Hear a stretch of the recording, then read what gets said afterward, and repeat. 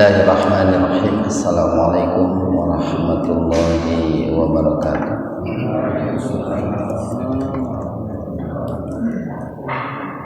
Alhamdulillahi rabbil alamin. Nahmaduhu wa nasta'inuhu wa nastaghfiruh. Wa na'udzu billahi min syururi anfusina wa sayyiati a'malina. May yahdihillahu fahuwal muhtadi wa may yudlilhu falan tajida lahu waliyyan mursyida. Asyhadu an la ilaha illallah wahdahu la syarikalah wa asyhadu anna Muhammadan abduhu wa rasuluh alladzi la nabiyya wa la rasula ba'dah. Hadirin ikhwatu iman, jemaah majlis taklim ataupun majlis tafsir Illiyin yang mudah-mudahan senantiasa diberikan kesehatan dan perlindungan Allah Subhanahu wa taala. Alhamdulillah, pada kesempatan subuh ini majlis tafsir Illiyin masih mengkaji surat Al-Fatihah ayat yang kelima, yaitu iyyaka na'budu wa iyyaka nasta'in, yang pada pertemuan kemarin telah kita sampaikan 33 tahapan yang harus kita lalui untuk mencapai hakikat iyyaka na'budu wa iyyaka nasta'in. Pada pertemuan yang lalu kita sampaikan tahapan ke-33 itu adalah al-ghina, yaitu kaya. Artinya kita dalam hati memiliki perasaan kaya, dalam arti kaya yang sebenar-benarnya kaya, dalam arti kaya yang mencapai hakikat kaya. Yang kemarin telah kita sampaikan, langkah-langkah untuk memiliki hati yang kaya itu adalah: pertama, kita ridho dengan pembagian yang Allah berikan kepada kita. Kemudian yang kedua adalah qanaah, kita merasa cukup dengan apa yang Allah karuniakan kepada kita. Kemudian yang ketiga adalah serius dalam beribadah.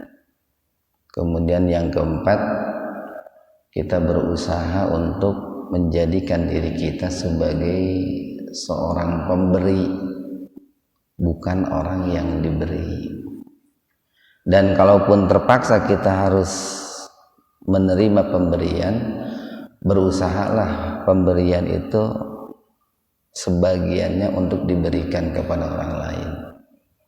Kemudian yang kelima adalah kita yakin bahwa Allah yang sudah menciptakan kita, menghidupkan kita, itu tanggung jawab sekaligus dengan rizkinya. Yang kemarin kita sampaikan bahwa Allah menciptakan umur kita itu berbanding lurus dengan rizki yang sudah Allah siapkan, yang mana orang itu tidak akan hidup kalau rizkinya sudah habis. Begitu pula orang tidak akan mati kalau rizkinya itu masih ada. Nah, adapun poin yang ke-34, tahapan-tahapan yang harus kita lalui untuk mencapai hakikat iyyaka na'budu wa iyyaka nasta'in, itu adalah ihsan.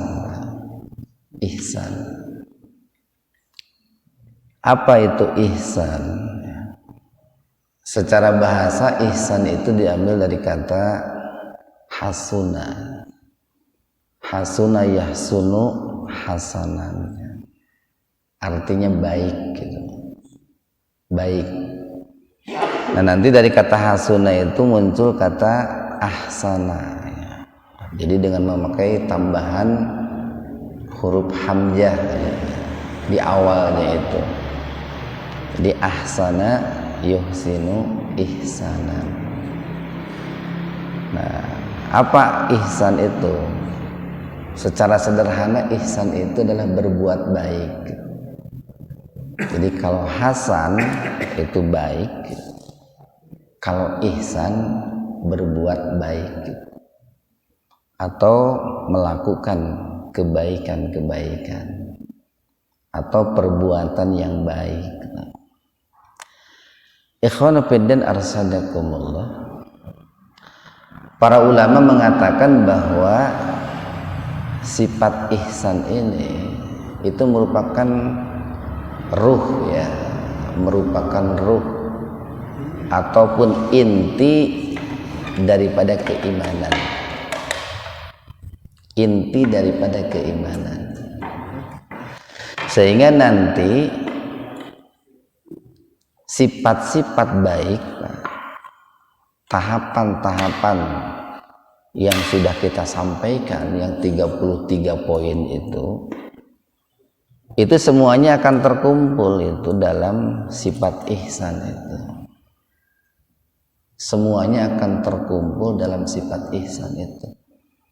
Jadi kalau tempo hari kita pernah membahas tentang ikhlas, tentang tumaknina, tentang sakinah, tentang muraqabah, muqarrabah, tentang istiqomah, gurbah dan lain sebagainya. Nah, itu akan terkumpul dalam sifat ihsan itu. Makanya para ulama tadi mengatakan bahwa ihsan itu merupakan inti ataupun ruh daripada sifat-sifat baik. Nah, terkait dengan ihsan ini atau maka oleh karena itu di dalam Al-Quran Allah menyebutkan bahwa ihsan itu dilakukan dalam berbagai hal gitu. Dalam berbagai hal. Seperti firman Allah ini dalam surat yang innallaha ya'muru bil adli wal ihsan itu. Innallaha ya'muru bil adli wal ihsan. Itu surat apa tuh? Ali Imran apa An-Nahl ya? An-Nahl Pak. Ayat 90 silakan dibuka. Halaman 277 ya. Halaman 277. An-Nahl ayat 90. An-Nahl ayat 90 halaman 277. Nah, di situ Allah Subhanahu wa taala berfirman, A'udzu billahi minasyaitonir rajim. Bismillahirrahmanirrahim.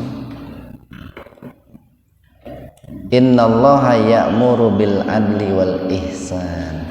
Nah, ini sering dibaca biasanya oleh para khatib ya, dalam khutbah Jumat ini biasanya. Sesungguhnya Allah senantiasa memerintahkan. Ini pakai fi'il mudhari ya'muru, itu menunjukkan adanya kontinuitas. Selalu lah. Sesungguhnya Allah selalu memerintahkan bil adli untuk berbuat adil wal ihsan dan juga berbuat ihsan. Wa ita'idil qurba wa yanha 'anil fahsya'i wal munkar wal baghi. Dan juga Allah memerintahkan untuk senantiasa berbuat baik, memberi kepada karib kerabat, dan Allah melarang dari perbuatan keji dan mungkar. Sehingga nanti ada yang menyimpulkan bahwa ihsan itu kebalikan dari al-fahsya wal munkar wal baghi. Ya'idukum la'allakum tadhakkarun.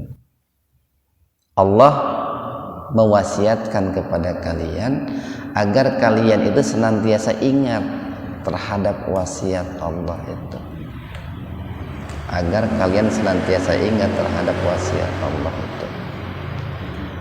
Atau bisa kita lihat umpamanya pada dalam surat Al-Qasas ya, ayat 77. Ini ayat-ayat ini nanti akan kita jadikan sebagai poin-poin dalam hal apa saja kita itu berbuat ihsan itu. Nah, Al-Qasas ayat 77 halaman 394 itu. Halaman 394. Al-Qasas ayat 77. Nah, insya Allah Quran yang di kita kan sudah diseragamkan gitu ya. Jadi halamannya pun akan sama. Dalam Al-Qasas ayat 77 halaman 394 Allah Subhanahu wa taala berfirman. Ini ayat ini sudah cukup populer ini. A'udzubillahi minasyaitonirrajim. Bismillahirrahmanirrahim. Wabtagi fima ataqallahu darul akhirah wala tansa nasibaka minad dunya. Dan carilah, nah ini perintah Pak, dan carilah apa yang Allah berikan kepada kalian yang bisa mendatangkan kebahagiaan akhirat. Tetapi kalian jangan melupakan apa yang bisa menjadikan kalian sukses dalam kehidupan dunia. Ini kalau kita kaitkan dengan pembahasan tempo hari itu kan fafirru ilallah. Jadi kalau untuk mencari kebahagiaan akhirat kita itu harus berlari ya. Kemudian untuk mencari kesuksesan dunia kita cukup dengan berjalan, Pak. Kalau di sini mencari akhirat itu dicari gitu. Kemudian dunia jangan dilupakan. Nah itu. Jadi kesannya itu berbeda Pak, antara mencari dan jangan melupakan itu beda. Nah sekarang kan orang seringkali dibalik gitu ya, dibalik. Dunia dicari, akhirat tidak dilupakan. Itu kurang bagus pemahamannya itu. Jadi kalau dunia dicari, akhirat jangan dilupakan, itu kebalikan dari ayat ini. Mestinya dunia jangan dilupakan, akhirat dicari, atau akhirat dicari, dunia jangan dilupakan. Nah dalam kalimat berikutnya tuh wa ahsin, dan berbuat ihsanlah kama ahsanallahu ilaih, sebagaimana Allah berbuat ihsan kepadamu, sebagaimana Allah berbuat baik kepadamu. Jadi Allah Pak, Allah yang maha baik itu senantiasa berbuat baik kepada kita. Allah itu nggak pernah berbuat buruk kepada makhluknya, kepada kita manusia. Jadi kalaupun Allah itu memberikan iqab ya, sanksi, hukuman kepada manusia, itu dalam rangka melakukan perbaikan Pak, dalam rangka melakukan perbaikan. Dan kalaupun itu berupa hukuman, itu kan sebagai sebuah akibat Pak, sebagai sebuah akibat. Makanya kan dalam hadis dikatakan inna rahmati sabaqat ghadabi. Nah, itu Pak. Inna rahmati sabaqat ghadabi. Sesungguhnya rahmatku itu akan mengalahkan murkaku. Itu kata Allah begitu. Rahmatku akan mengalahkan murkaku. Makanya nanti para ulama mengatakan begini, kalau rahmat Allah Pak, kalau rahmat Allah itu muncul dengan sendirinya, datang dengan sendirinya, tidak mesti ada sebabnya. Berbeda dengan keadilan Allah Pak, berbeda dengan hukuman Allah, itu mesti ada sebabnya. Maksudnya begini, Allah itu menghukum orang karena ada sebabnya. Orang melakukan perbuatan pahsa, perbuatan mungkar, perbuatan bago, ya, al-bagyo, baru muncul hukuman tuh. Kalau orang nggak berbuat pahsa, nggak berbuat mungkar, nggak berbuat al-bagyo, itu tidak akan muncul hukuman Allah. Tapi kalau Allah memberikan rahmat, Allah berbuat baik, itu muncul dengan sendirinya. Muncul dengan sendirinya. Makanya tempo hari kan pernah kita sampaikan, di samping Ar-Rahim, Allah itu punya sifat Rahman, itu Maha Pengasih. Nah, rahmannya Allah atau rahmat Allah yang Allah turunkan di bumi yang jumlahnya hanya satu, itu kan bukan hanya orang beriman yang mendapatkan, tapi seluruh makhluk, mau orang yang beriman, mau yang tidak, mau yang baik, mau yang tidak baik, sampai kepada makhluk-makhluk, hewan-hewan pun mendapatkan rahmat Allah yang disebut Rahman itu. Nah, makhluk-makhluk itu mendapatkan rahmat Allah itu dengan sendirinya, tidak dipinta pun akan mendapatkan gitu. Berbeda kan dengan kita manusia ya. Seringkali kita memberikan sesuatu kalau kepada orang lain itu, kalau orang lain sudah berbuat baik dulu sama kita. Orang lain itu bekerja dulu untuk kita, baru kita berikan sesuatu, kan begitu. Kalau Allah tidak gitu. Kalau Allah tidak selamanya begitu. Orang itu mau berbuat baik ataupun tidak, untuk yang namanya Rahman Allah itu akan didapat. Karena itu merupakan bagian dari tanggung jawab Allah gitu. Kecuali Ar-Rahim itu. Ar-Rahim baru akan Allah berikan hanya khusus kepada orang-orang yang beriman. Jadi sekali lagi bahwa Allah itu senantiasa berbuat baik, Pak. Tidak pernah Allah itu berbuat jahat. Tidak pernah Allah itu menimpakan keburukan kepada kita. Makanya kemarin kita sampaikan ada kekeliruan gitu ya dalam memahami takdir itu. Baik takdir yang baik ataupun takdir yang buruk. Sebetulnya nggak ada takdir yang buruk itu. Semua takdir itu baik gitu. Cuman kita saja yang menyikapinya, oh ini takdir baik, ini takdir buruk. Ketika takdir itu sesuai dengan keinginan kita, kita katakan baik. Ketika takdir itu tidak sesuai dengan keinginan kita, lalu kita katakan buruk. Itu kan kita. Malah kan Nabi mengatakan tuh, hadis qudsi ini ya, Allah mengatakan dalam hadisnya, kemudian Rasulullah bersabda begini. Kemarin kita sampaikan bahwa aku jadikan orang itu sakit karena aku tahu dengan sakit orang itu akan jadi baik. Aku jadikan orang itu miskin karena dengan miskin aku tahu bahwa orang itu akan jadi baik. Jadi boleh jadi seseorang itu yang Allah jadikan miskin, keimanannya meningkat, Pak. Tapi sebaliknya kalau Allah jadikan kaya, bisa jadi dia itu imannya hilang.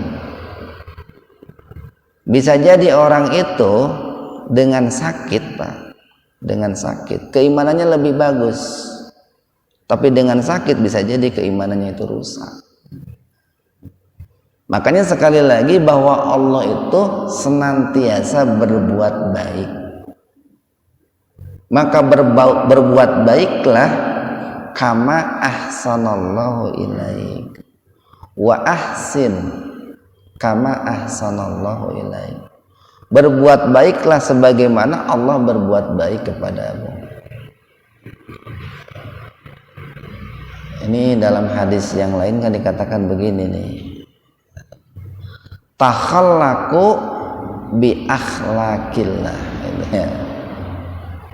berakhlaklah kalian seperti akhlaknya Allah, wa tasafu bi sifatillah, dan sifatilah kalian dengan sifat-sifat Allah. Sifatilah diri kalian dengan sifat-sifat Allah. Nah, salah satu sifat Allah itu adalah ihsan, Pak. Senantiasa berbuat baik. Maka kita pun harus menjadi orang yang senantiasa berbuat baik.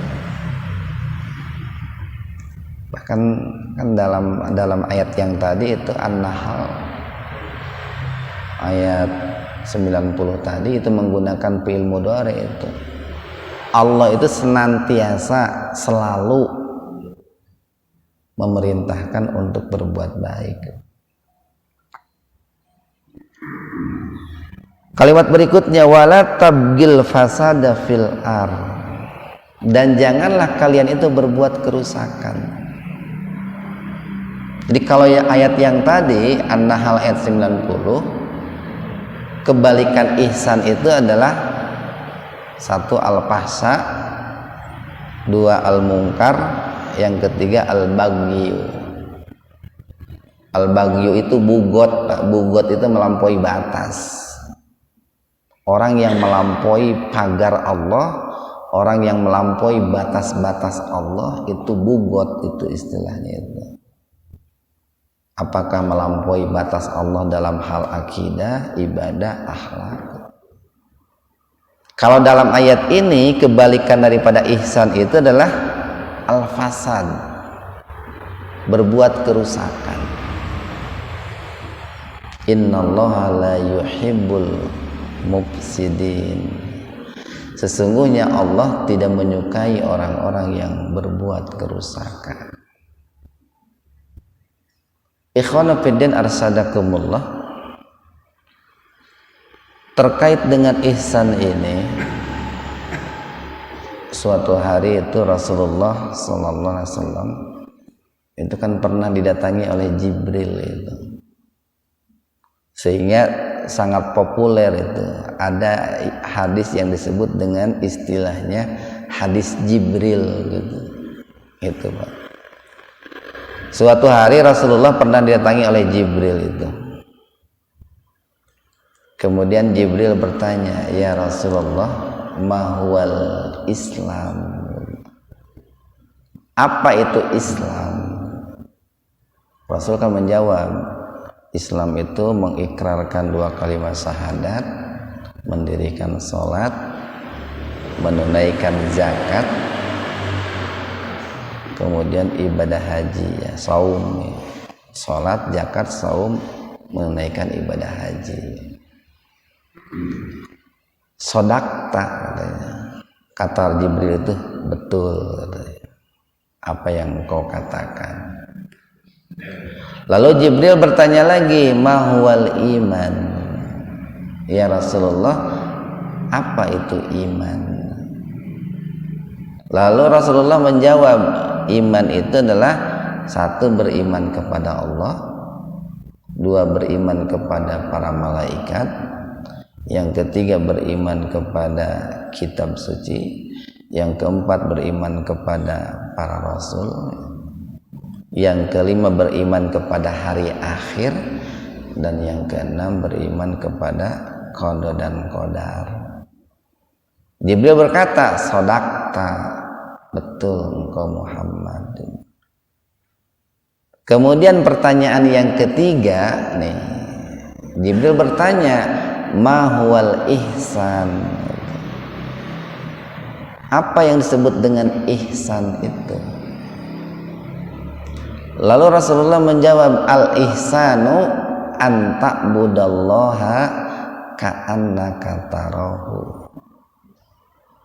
Ihsan itu adalah engkau beribadah kepada Allah, engkau memperbudak diri di hadapan Allah, engkau mengabdikan diri kepada Allah, engkau menyembah Allah, beribadah kepada Allah, seolah-olah engkau itu melihat Allah.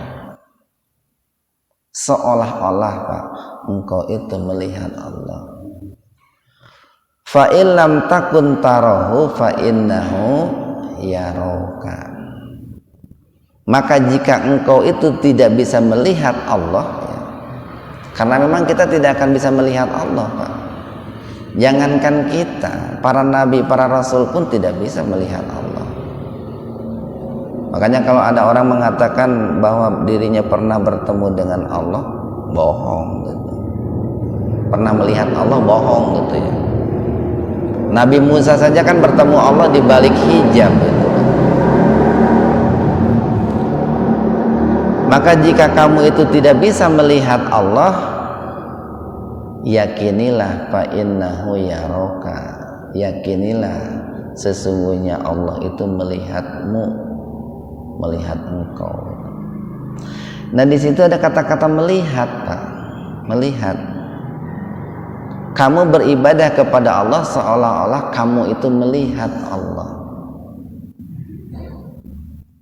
Kenapa kok di situ menggunakan kata melihat? Karena nanti Pak, efek dari melihat itu banyak Pak. Hal-hal yang bisa muncul setelah orang itu melihat banyak. Apa umpamanya? Satu nih, saya berikan gambaran saja. Kalau kita melihat sesuatu nih Pak nih, nanti kan akan muncul, berawal dari mata turun ke hati kan gitu Pak. Awalnya kan melihat dulu.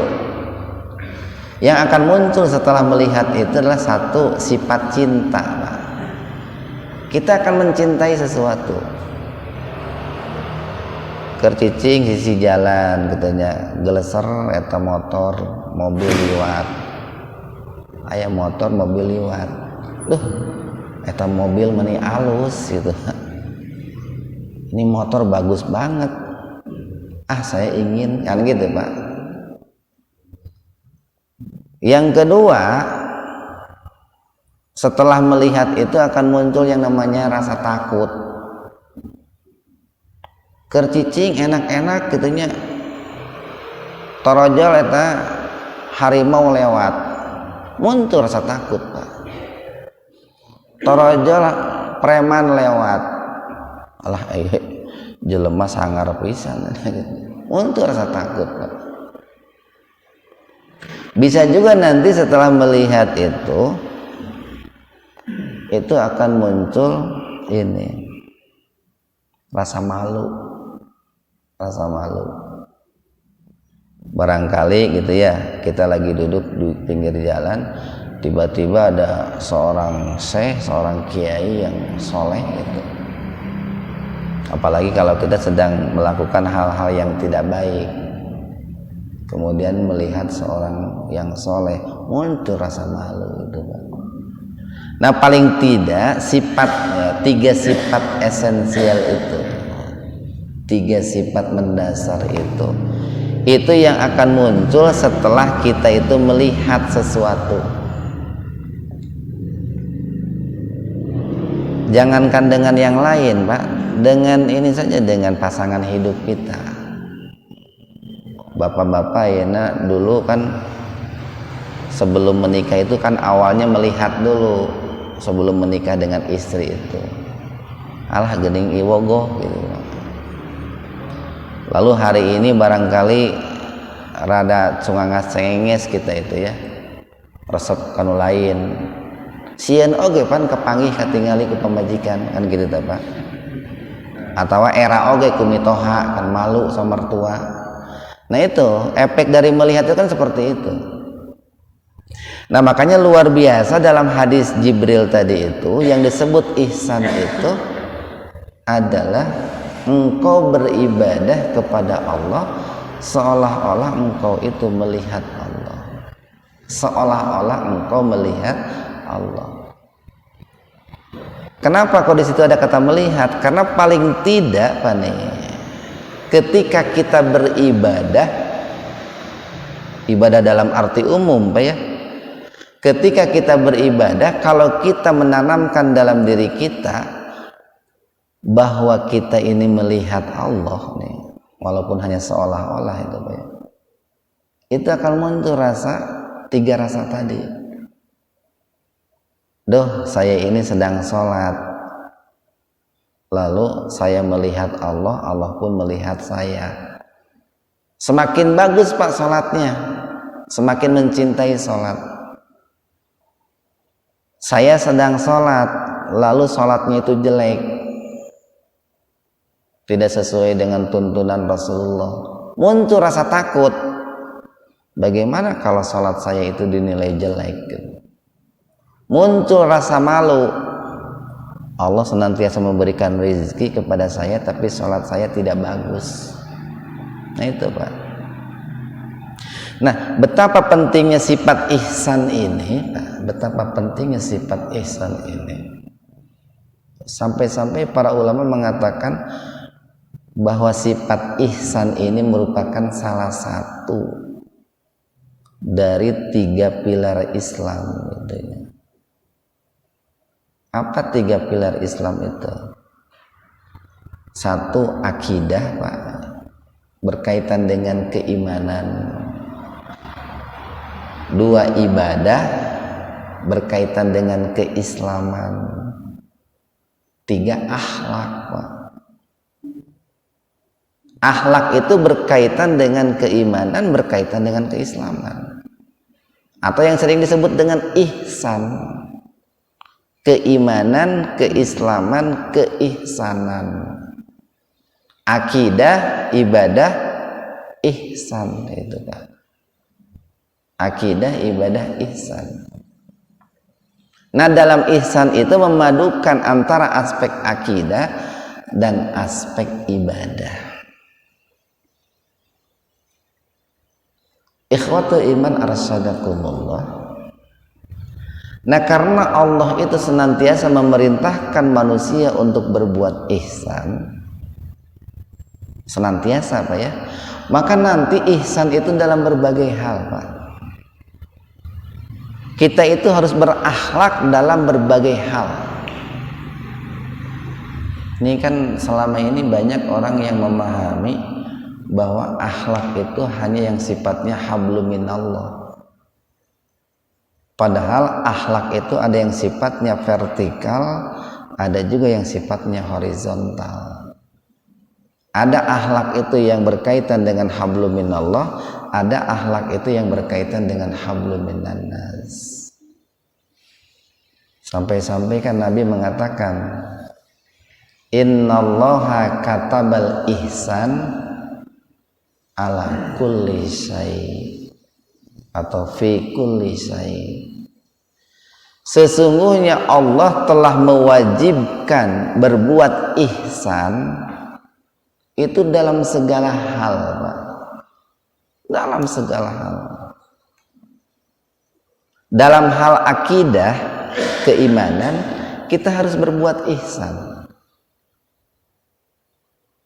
Bagaimana berbuat ihsan dalam hal akidah?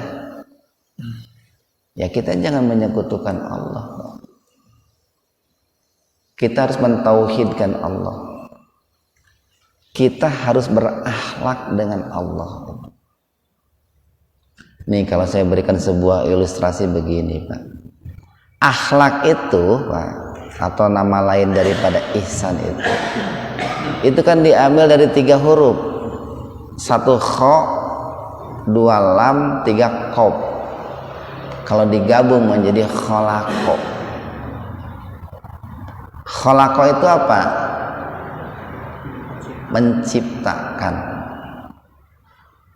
Nanti dari kata khalaqo itu akan muncul kata khaliq. Apa khaliq itu?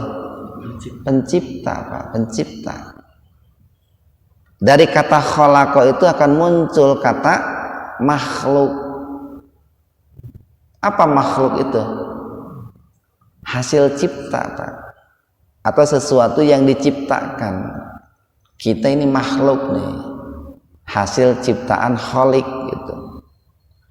Nah, penghubung antara makhluk dengan Khalik itu adalah akhlak, Pak. Sama akhlak pun asal katanya itu khalaqo itu. Jadi penghubung antara makhluk nih, antara kita dengan Khalik, Allah Sang Maha Pencipta, itu adalah akhlak. Nah, makanya tadi Nabi mengatakan sesungguhnya Allah mewajibkan berbuat ihsan, Allah mewajibkan berakhlak itu dalam segala sesuatu. Nah, yang pertama itu berakhlak itu adalah berakhlak kepada Allah. Ini kan sekarang pembahasan akhlak itu lebih banyak yang sifatnya horizontal. Bahkan banyak orang yang memahami keliru. Sehingga karena keliru dalam memahaminya itu, ada orang yang berbuat baik kepada manusia tapi berbuat buruk kepada Allah. Nah, itu keliru itu.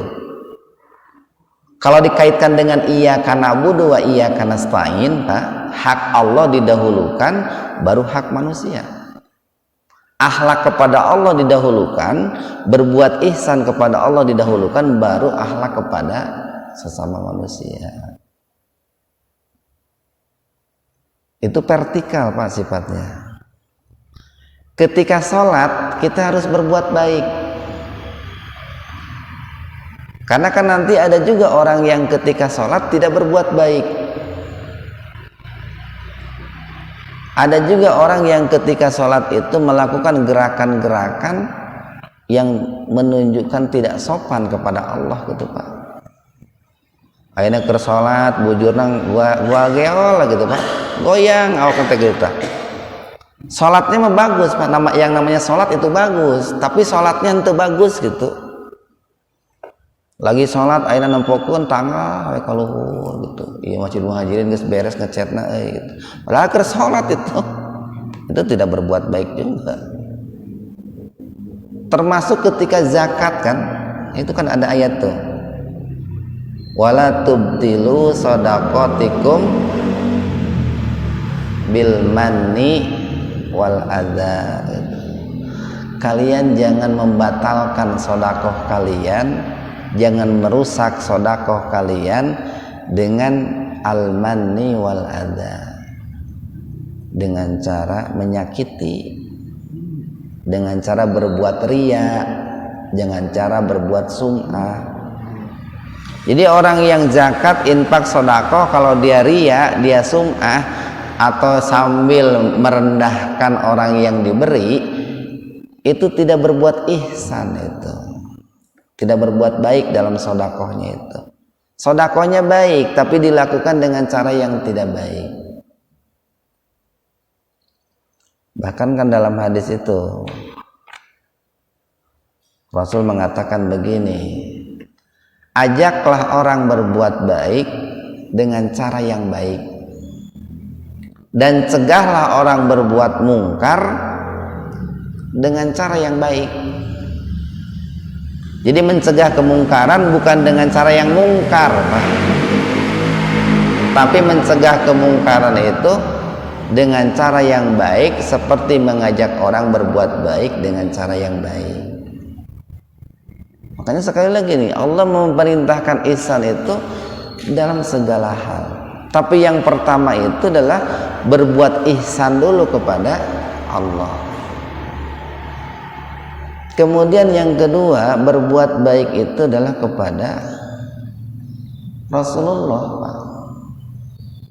Berbuat baik kepada Rasulullah, orang yang paling baik dan yang paling dicintai oleh Zat yang maha baik, yaitu Allah. Bagaimana berbuat baik kepada Rasulullah? Yaitu dengan cara mengikuti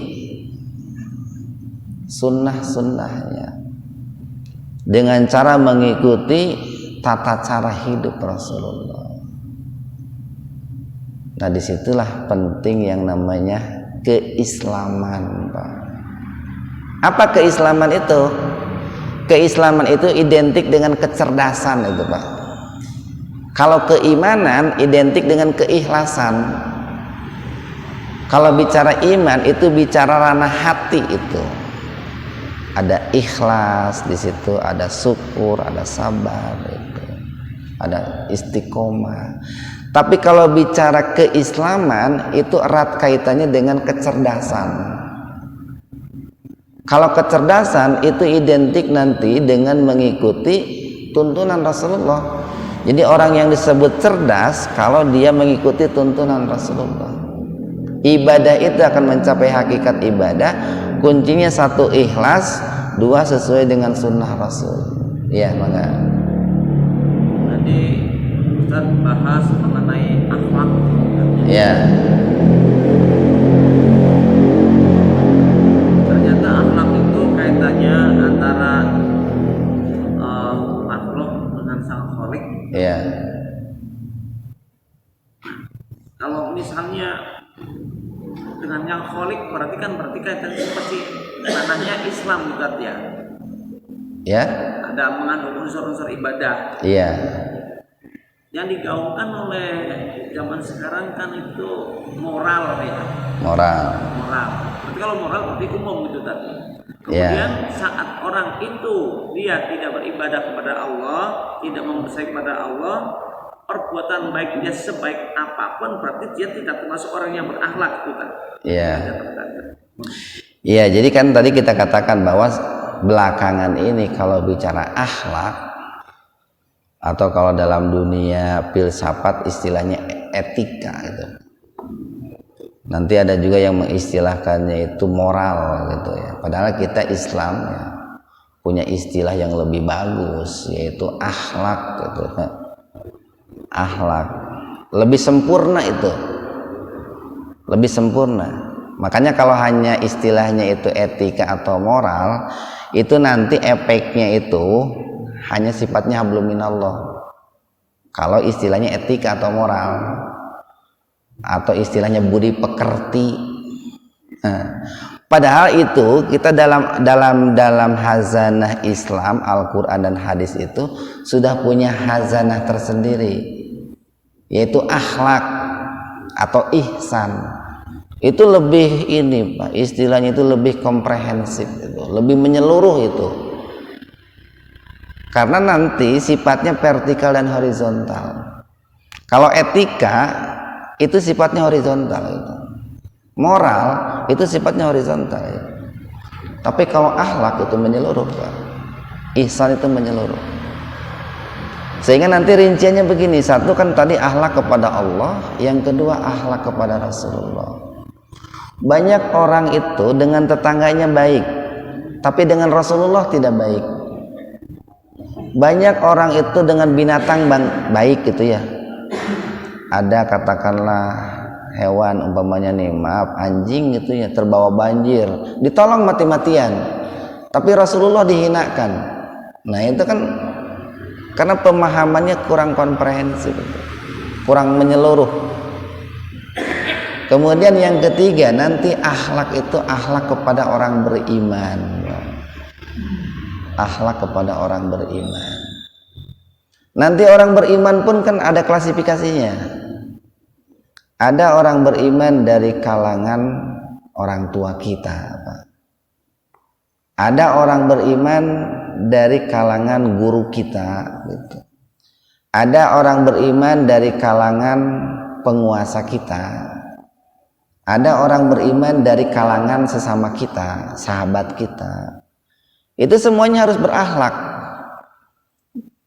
Beda Pak, akhlak kita kepada orang beriman yang namanya orang tua dengan akhlak kita kepada orang yang beriman dengan sesama kita. Makanya kita sering sampaikan nanti orang-orang yang ada di sekitar kita itu mereka memiliki hak dari kita. Memiliki hak dari kita. Apa haknya itu? Untuk diperlakukan dengan baik. Tetapi hak mereka berbeda-beda. Kalau mereka itu bukan orang Islam,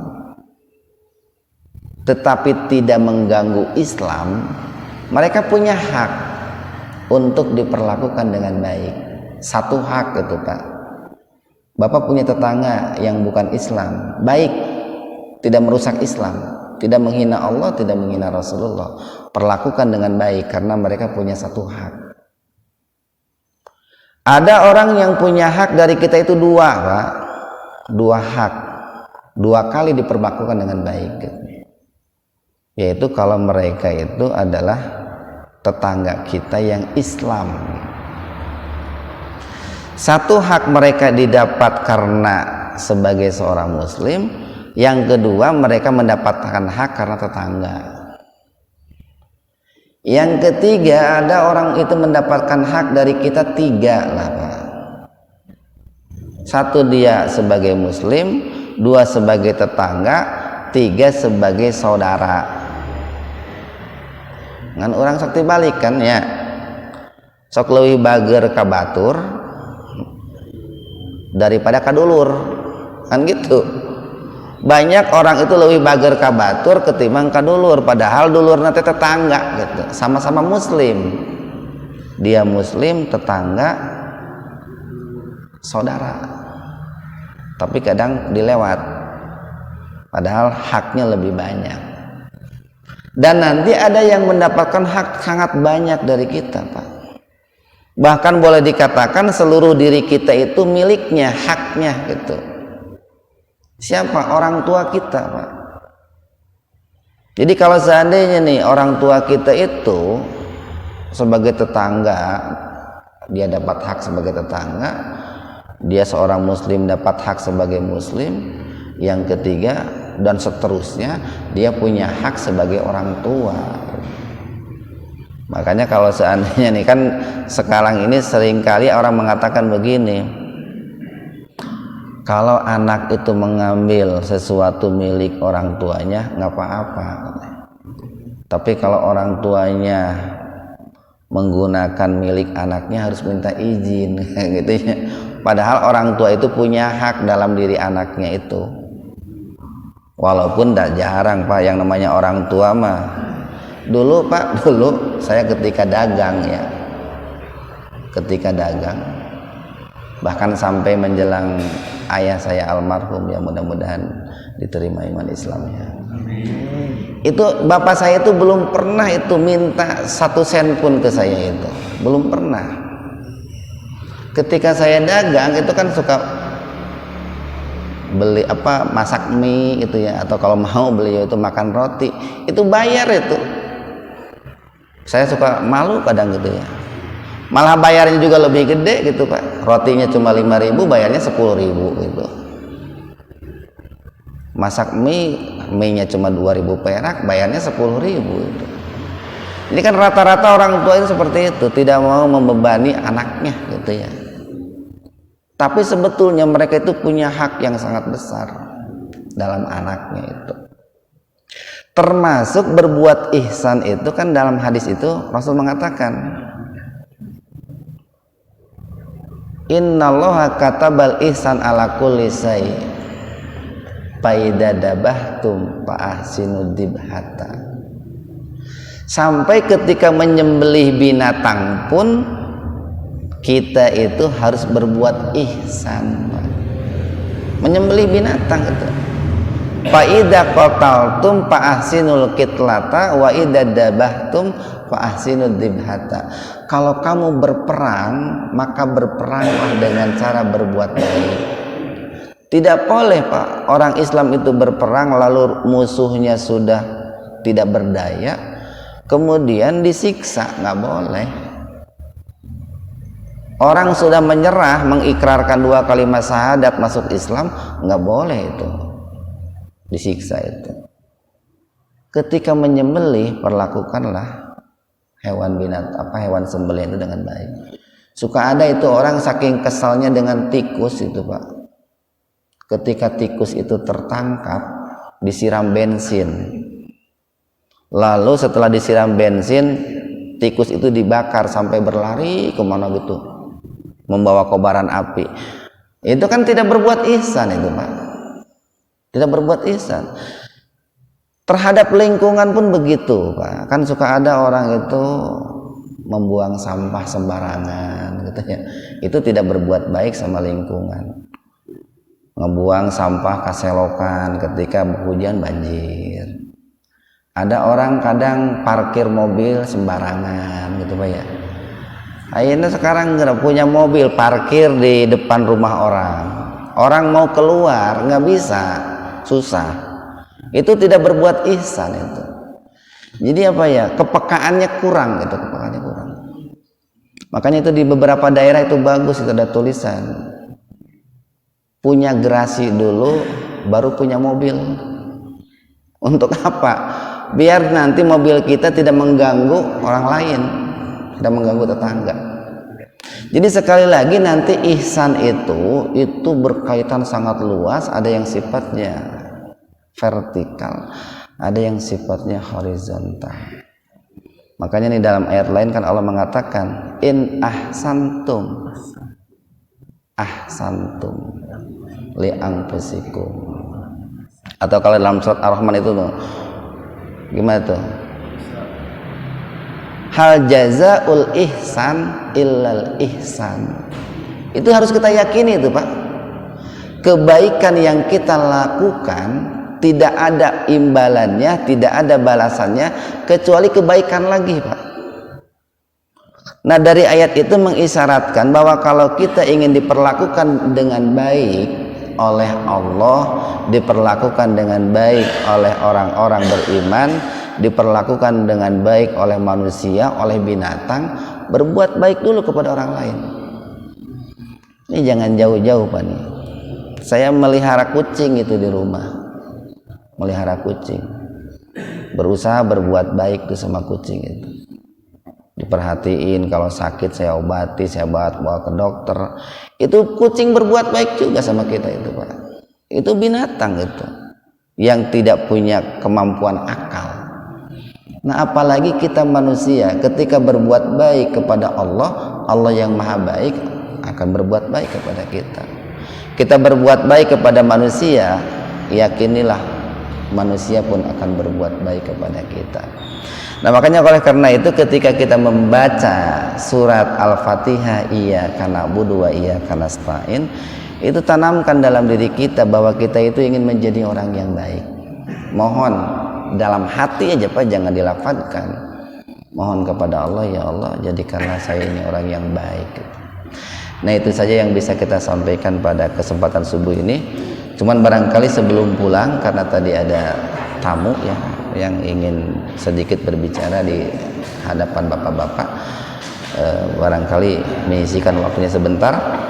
Tapi karena saya akan pergi ke rumah sakit Pak, jadi saya mohon maaf izin ya. Sekian, wabillahi taufiq wal hidayah. Assalamualaikum warahmatullahi wabarakatuh.